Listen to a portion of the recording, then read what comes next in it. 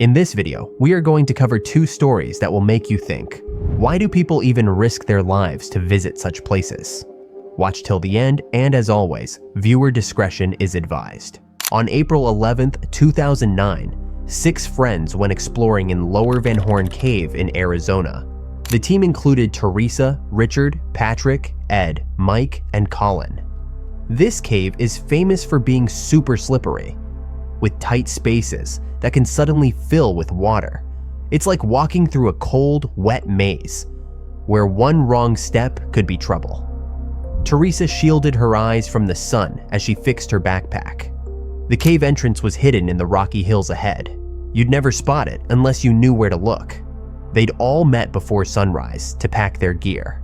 Richard, the group's expert, reminded everyone, stick to the plan, no risks.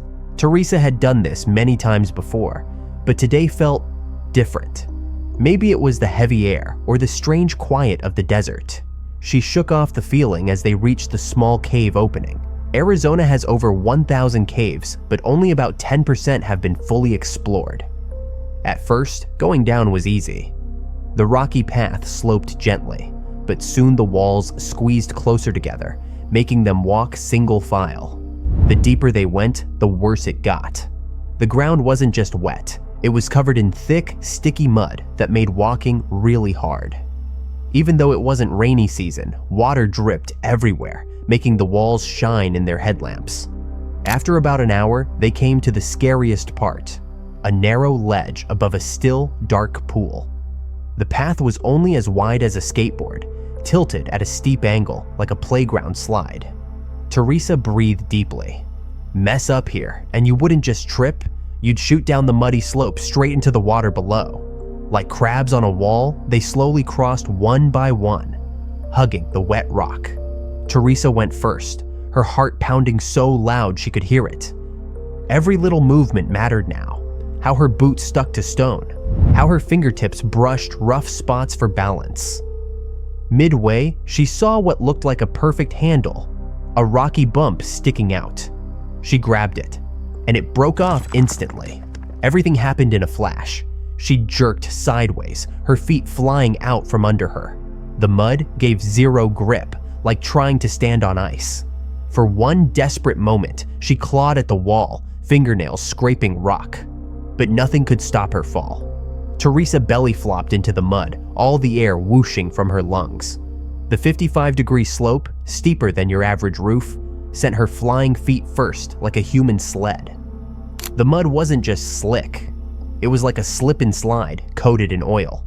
Her helmet banged against the rocks, making her see stars. She dug her fingers in desperately, leaving claw marks in the mud, but it was no use. The cave had her now. Then, suddenly, no more slope. For one terrifying second, she was airborne, falling nearly 5 meters. That's like jumping from a second-story window. Crunch. She smashed into a narrow crack in the rocks. The pain came in waves. First, her helmet jammed between the walls. Then, her shoulders took the hit. As she wedged deeper, the rock squeezed her like a toothpaste tube. Caves can squeeze with over 100 pounds of pressure per square inch. That's like having a grown man stand on your chest. Now, she was really stuck. Every breath hurt as the rocks pressed against her ribs. Her arms were trapped above her head at a painful angle, burning with strain. The cold stone wouldn't budge, making it hard to even fill her lungs. She was like a cork in a bottle, only this bottle was made of solid rock. She couldn't budge an inch. The cave walls squeezed her like a giant's fist, crushing her ribs and twisting her spine into a painful arch. Every breath felt like sucking air through a straw. She was trapped completely, like a fly stuck in tree sap, powerless to break free. A pounding headache pulsed where her helmet had hit rock. Her neck burned with pain. Pins and needles prickled through her fingers as blood flow slowed. Wiggling only made the rock bite deeper into her skin. She wasn't moving anytime soon, and she wasn't alone down there. Just below her boots, close enough to touch if she could move, dark water waited silently. 3 feet lower in her fall, and she'd be sinking in that icy blackness. Too hurt to swim, too trapped to call for help. Above her, the team rushed to the ledge, yelling her name. Their headlamps cast shaky beams downward, barely lighting up her helmet and the small part of her body trapped in the crack. "She's stuck, way too deep," Richard shouted. The team sprang into action. Ed turned back, racing to where they'd left climbing gear. Mike crawled through the tight tunnels toward their cars to grab extra rope. The others dumped out their packs, searching for anything useful.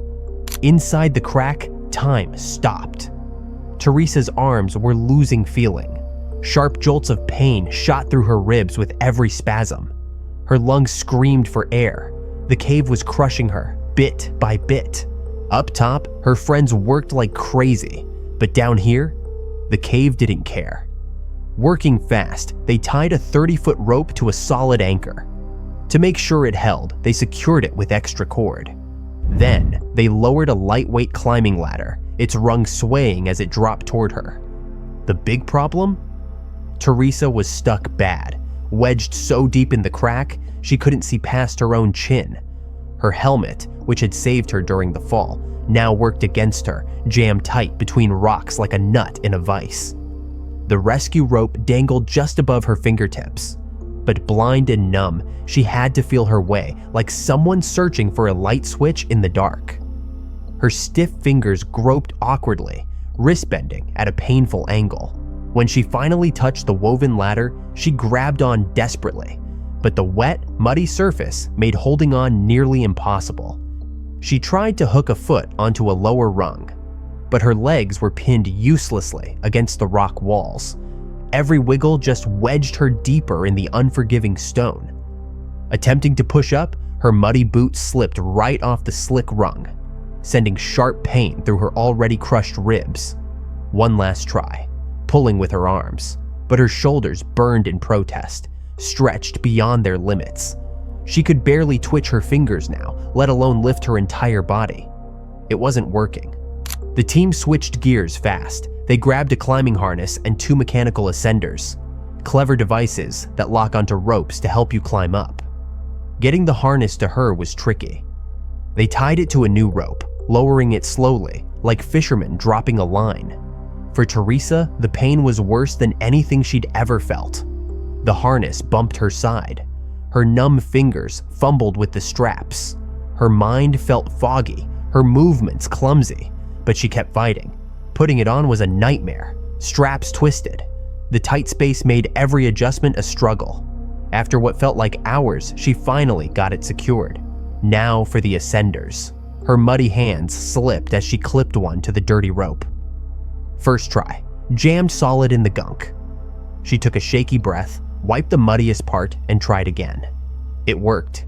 She moved up maybe 3 inches, not much, but enough to change everything.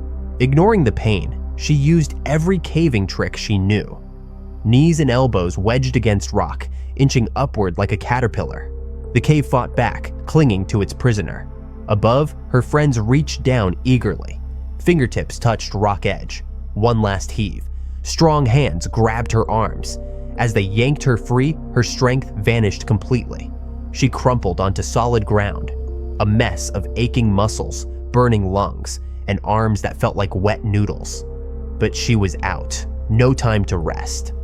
They helped her stand, half carried her through the cave's muddy twists and turns, until finally, cold night air on her face.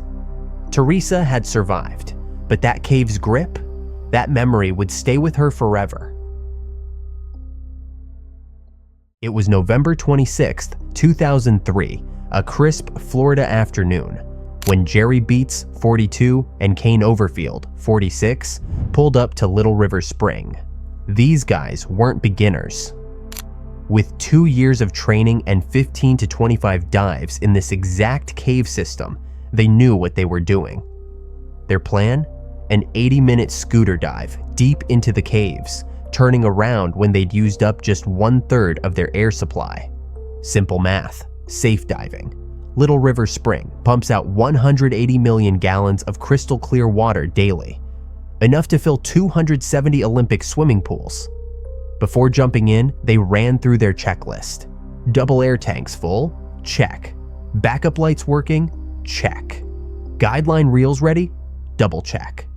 That guideline, basically a super strong string, was their lifeline. If the water turned cloudy, what divers call a silt out, that thin line would be their only way home. Slipping beneath the surface, they entered a different world. Sunbeams cut through the water like spotlights, showing off the limestone walls in perfect clarity. But as they went deeper, the open spring narrowed into a rocky tunnel. By 40 feet down, they were in the main cave system, a popular but dangerous playground for experienced divers. Their underwater scooters purred as they glided through the passages, careful not to kick up the fine sand coating everything. The cave played tricks with space, one moment squeezing them tight, then suddenly opening into huge rooms where divers' bubbles had collected in the ceiling like upside-down lakes. They passed the dome room, a famous landmark. So far, so good. Clear water, smooth sailing. Just another day in the caves. Or so they thought.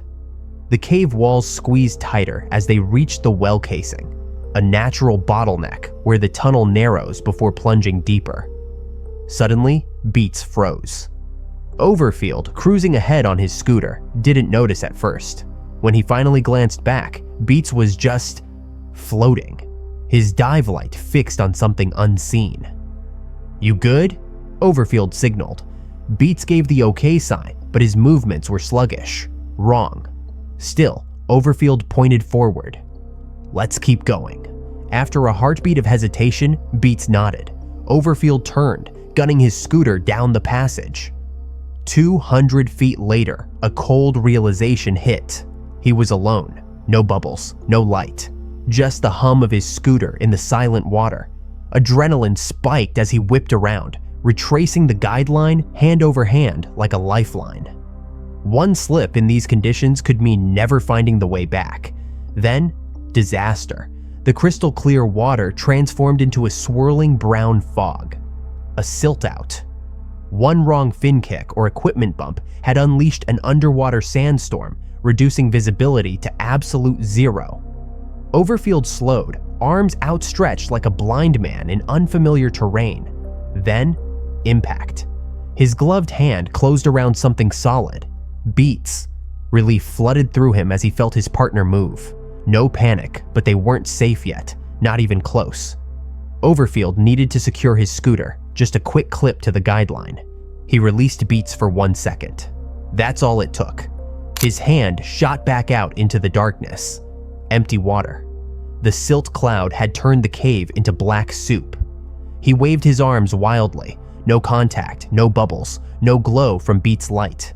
Just thick, swirling nothingness. Clutching the guideline like a drowning man, Overfield froze. Every movement kicked up more sediment, making the nightmare worse. He'd already wasted precious minutes, banging his tank, sweeping the darkness, listening desperately. Silence. The emergency signal echoed through the water. No response. His air gauge needle kept dropping. They'd blown past the rule of thirds long ago. Now he was burning through his reserves. One terrible thought cut through the panic. I have to leave. His fingers tightened on the line. Somewhere in that impenetrable gloom, Beats might still be fighting. But with each passing second, the cave was claiming them both. Jaw clenched, Overfield began the slow escape, hand over hand along the rope, abandoning his scooter to avoid stirring more silt. Every pull towards safety felt like betrayal. The water finally cleared enough for Overfield to see a few feet ahead. He stopped dead, twisting back toward the darkness. One last desperate clang clang clang of his tank. Silence answered. His exhale bubbled upward as he forced himself to move forward, each pull along the guideline feeling heavier than the last. Meanwhile, Beats was living every cave diver's worst nightmare. That brief moment of separation had sealed his fate. In zero visibility, he'd lost the guideline, the one thread connecting him to safety. Now he was blind in a maze of stone, where every wrong turn could be his last. He spun slowly, searching for any shadow, any contour in the endless black. But the more he moved, the thicker the silt cloud became. His breaths came faster now, his pulse throbbing in his temples. Then, disaster. His scooter jammed nose first into the soft clay walls, its propeller choking on red mud. Now he was truly trapped. No light, no guide, no way forward. His air gauge ticked down mercilessly. Each panicked gasp burned through his remaining oxygen. The cave didn't care about fear. It just kept closing in, tighter and darker, as the clock ran out. Beats fought to control his breathing, but panic clawed at his chest. In the swirling darkness, every direction looked identical, an endless black void. At 100 feet down, bolting for the surface wasn't an option. He'd never make it without air. His only hope was finding that thin nylon lifeline or bumping into Overfield by sheer luck. But the cave doesn't forgive mistakes. Above, Overfield burst from the water, ripping off his mask. "Jerry's still down there," he gasped. Within minutes, a rescue team was suiting up. They followed the guideline like a breadcrumb trail, past the narrow well casing, through the cathedral-like dome room, deeper into the cave's throat. Then, in the Florida room's farthest reaches, their lights revealed a haunting sight. Beats suspended motionless in the water. His regulator dangled uselessly, mask fogged, eyes staring blankly behind the glass. A diver shoved a working regulator between his lips anyway, pumping air. But they all knew. The cave had claimed another. Investigators would later find Overfield's scooter still clipped where he'd left it. Beats' scooter sat buried in red clay like a tombstone, its nose wedged where he'd first gone off course. The cause of death was brutally simple. No air, no way out. The red clay in Florida's caves comes from ancient soil deposits, some over 25,000 years old, preserved underwater like a time capsule. This tragedy underscores cave diving's golden rule. That guideline isn't just rope, it's your only way home. One moment of distraction, one instant off course, and the cave becomes an inescapable maze,